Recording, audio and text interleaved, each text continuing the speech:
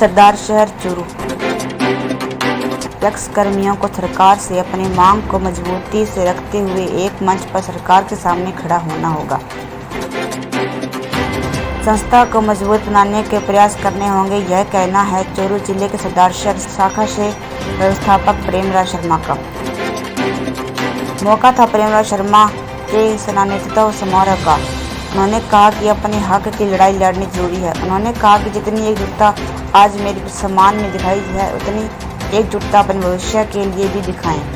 उन्होंने कहा कि मैंने अपना कार्य पूजा समझकर बड़ी ईमानदारी से किया। उन्होंने कहा कि नई नई समितियां बनाकर सरकार वाहवाही तो लूट रही है, पर एक समिति से जब दूसरी समिति विभाजित होती है तो उसका कार्य क्षेत्र आधा हो जाता है। एक तो पहले से ही समिति में कर्मचारी को वेतन मिलने में परेशानी हो रही है, दूसरी तरफ समिति और कमजोर हो जाती है।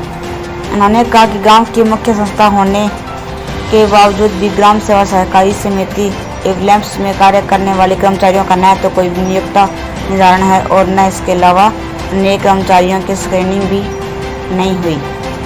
इस पर तो सरकार ध्यान ही नहीं दे रही।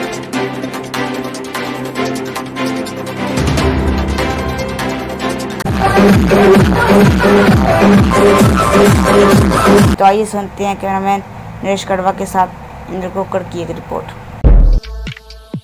नमस्कार, मुखर वक्ता चैनल में आपका बहुत बहुत स्वागत है। आज चूरू जिले की सरदार शहर शाखा के प्रेमराज जी शर्मा, जो कि 42 वर्ष और 28 दिन का कार्यकाल पूरा करते हुए रिटायरमेंट हुए हैं, और इस अवसर पर इनको सबसे पहले तो ये है कि आज इतने लंबे टाइम तक बेदाग छवि के रूप में काम करना बहुत मुश्किल है, और बहुत ही सौभाग्यशाली हैं प्रेम जी, जिनका कार्यकाल बेदाग छवि में जो है रिटायरमेंट में आज पार्टी दी गई है। पूरी जो ब्रांच है उनकी तरफ से उनको विदाई पार्टी और साथ में उनको सारे इकट्ठे हुए हैं। तो सबसे पहले हम स्वागत करते हैं प्रेम जी का। बहुत बहुत प्रेम जी, आपको सबसे पहले तो बहुत बहुत बधाई। धन्यवाद सर। तो प्रेम जी, कैसा आपका कार्यकाल रहा, और क्या जद्दोजहद के बीच में हम डिपार्टमेंट के लिए भागादौड़ी भी कर रहे हैं, और स्टेट लेवल तक आपका मंत्रियों से भी आपका मेल जोल रहा है, तो इस बारे में आप क्या कहना चाहेंगे?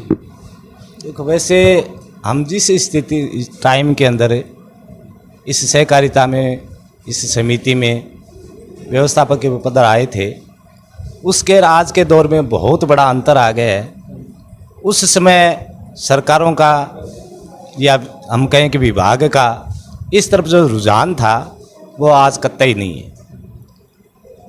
हमने जब ज्वाइन किया था उस वक्त कर्मचारियों के चयन के लिए एक कैडर संस्था होती थी, जो कि नहीं अपरिहार्य कारणों से समझें या कुछ वैधानिक कमियां रहने की वजह से भंग हो गई, जिसका खामियाजा सहकारी संस्थाओं के कर्मचारियों को आज भी भुगतना पड़ रहा है। सरकार ने कभी गंभीरता से इस विषय पर विचार नहीं किया कि इन संस्थाओं को, जो आज की स्थिति में कोई भी कर्मचारी संभालेगा, उसकी वास्तविक स्थिति क्या होगी, उसकी आर्थिक दशा कमज़ोर होगी, काम के प्रति समर्पित कैसे रह पाएगा।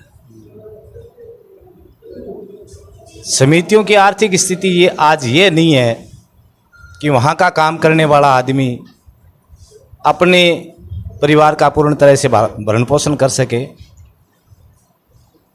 ऐसी स्थिति में वो दोहरा मापदंड अपनाएगा और अपने काम के प्रति समर्पित नहीं रह पाएगा, और ये इस संस्था को आगे नहीं बढ़ा सकता। रही बात, सरकार द्वारा बार बार ये कहा जाता है कि भी हम, जैसे अभी एक चल रहा है कि बजट घोषणा के अंदर हम गांव-गांव तक या हर पंचायत तक समितियों को पहुंचाना चाह रहे हैं, लेकिन जहां एक एक समिति भी आज वाइबल नहीं है, दूसरी संस्था का विभाजन से दोनों संस्थाएं असक्षम होने की स्थिति में पहुंच जाएंगी। ये इस सहकारिता विभाग के लिए बड़ा दुर्भाग्य होगा। और मैं सरकार से ये निवेदन, आपके माध्यम से ये निवेदन भी करना चाहूँगा कि सरकार हालांकि हम अपने सदस्यों को, सरकार या हमारी जनता को नज़दीक से नज़दीक उनके घर तक सुविधा देना एक अच्छी बात है, लेकिन उस सुविधा के साथ साथ सुविधा देने वाली संस्था सक्षम हो, और संस्था बनने से उसमें काम करने वाला आदमी कहाँ से होगा।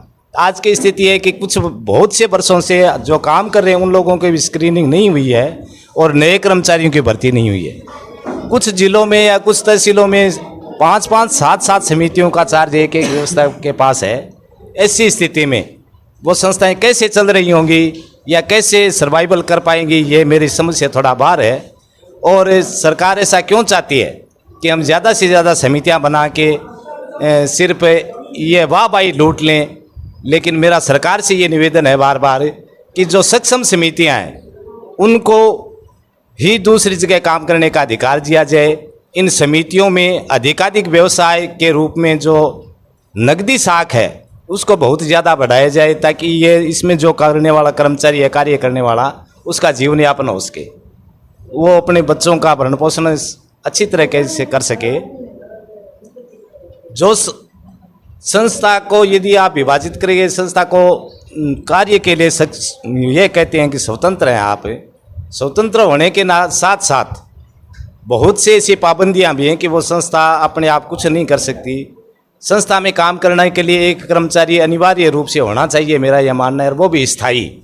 अस्थायी कर्मचारी की मानसिकता काम करने में कतई ही ये नहीं मान के चलता कि मैं इसमें अच्छा काम करूं, इसको आगे बढ़ाऊं, इसको आगे ले जाऊं। तो सबसे पहला तो मेरा सरकार से ये निवेदन है कि किसी भी संस्था के गठन के साथ उसमें एक स्थायी कर्मचारी की नियुक्ति हो। वर्तमान में जो कर्मचारी हैं जिनकी जो योग्य हैं उनकी सबसे पहले स्क्रीनिंग की जाए, और समितियों को किसी भी प्रकार के, दूसरा सबसे बड़ा आज की जो है स्थिति, उसमें हम ये चाहते हैं कि सरकार हर समिति को, हर ग्राम की ग्राम सेवा सहकारी समिति को कंप्यूटराइजेशन करके उसकी ऑनलाइन की सुविधा दी जाए, तभी ये संस्थाएं आगे बढ़ सकती हैं। हर ग्राम के हर गरीब का इससे जुड़ाव हो सकता है और ये संस्थाएं आगे बढ़ सकती है। धन्यवाद।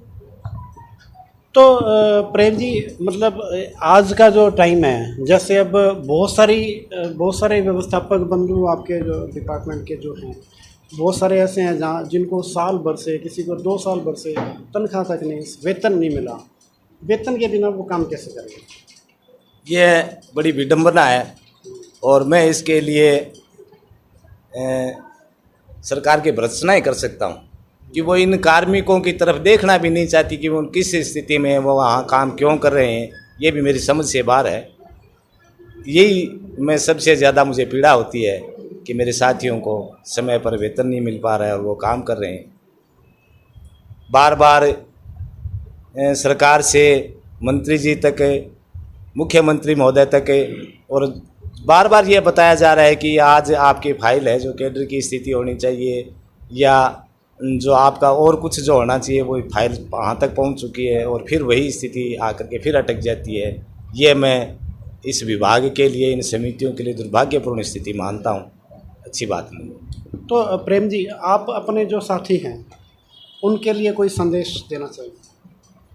मेरी तरफ से मेरे साथियों का ये संदेश है कि सरकारों का जो रुझान है उस पर हमें ज़्यादा निर्भर नहीं रहते हुए, सरकार से अपनी मांग को मजबूती से रखने के लिए पूरे राजस्थान में हमें एकजुटता के साथ एक मंच पर आकर के सरकार के सामने खड़ा होना होगा, तथा अपने काम के प्रति समर्पित रहते हुए एक संस्था को अपनी सेवा देते हुए उस संस्था की भलाई में जहाँ तक हो सके ज़्यादा से ज़्यादा काम करें। हम अपने सदस्यों को जोड़ें, उसमें किसी प्रकार का यदि संभव हो तो कोई अन्य व्यवसाय करके उसके आय को बढ़ाएं, ताकि हम, जब तक सरकार हमारी व्यवस्था नहीं करे तब तक हमें अपना वेतन मिल सके।